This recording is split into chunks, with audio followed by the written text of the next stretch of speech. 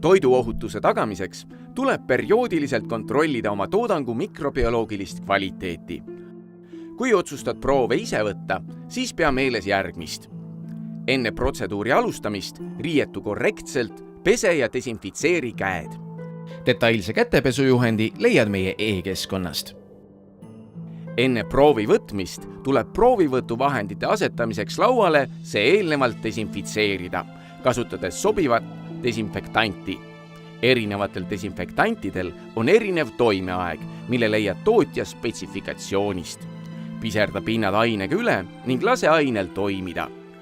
Pühi desinfitseeritav pind hoolikalt üle. Oota, kuni alkohol on pinnalt lendunud. Proovi tuleb kaitsta saastumise eest. Suurim saasteoht on proovivõtja ise. Kasuta nahale sobilikke ühekordseid kummikindaid. Vaheta kindaid proovipakendi eemaldamise ja proovivõtmise vahel.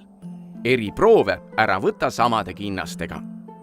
Proovivõtuvahendid peavad olema puhtad ja enne kasutamist steriliseeritud. Ühekordselt kasutatavad plastikust vahendid peavad olema steriilsed. Steriilseid proovivõtuvahendeid võid osta teenuseid pakkuvatelt laboratooriumitelt.